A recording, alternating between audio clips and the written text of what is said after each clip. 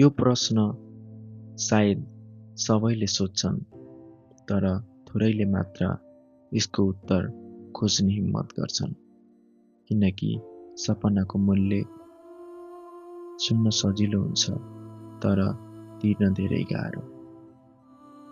सानो हुँदा हामी सबै सपना देख्थ्यौँ।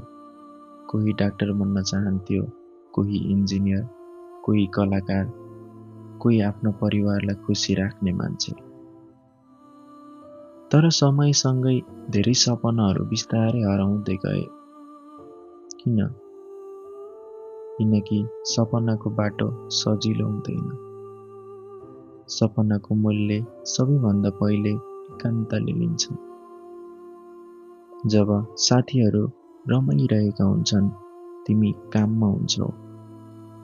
जब सबै आराम गरिरहेका हुन्छन्, तिमी सोच्दै हुन्छौ भोलि के गर्ने। त्यो एकान्त, त्यो शून्यता, त्यही सपनाको पहिलो किस्ता हो। सपनाको मूल्य गल्तीले पनि लिन्छ।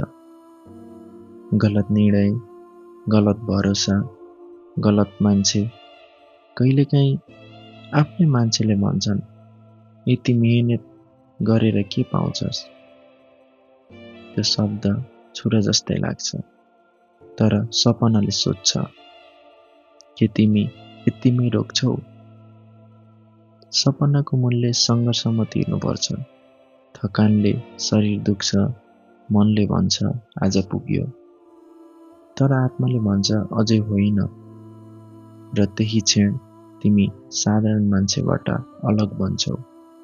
कि सपनाको बाटो हार्नेहरूका लागि होइन।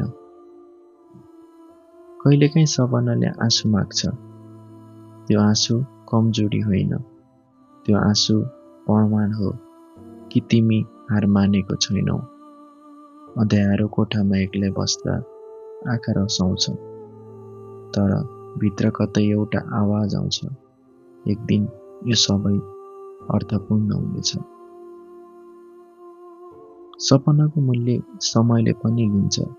वर्षौं लाग्न सक्छ नतिजा देखिन, तर समयले साँचो मान्छेलाई चिन्छ। जो धैर्य गर्छ, जो निरन्तर अघि बढ्छ, जो चुपचाप आफ्नो काम गर्छ। सपनाको मूल्य आफूलाई बदल्नु पर्छ। पुरानो डर, पुरानो बहाना, पुरानो सोच। जब तिमी आफूलाई सुधार्छौ, तब सपना नजिक आउँछ। सपना त्यसलाई मात्र भेट्छ जो तयार हुन्छ।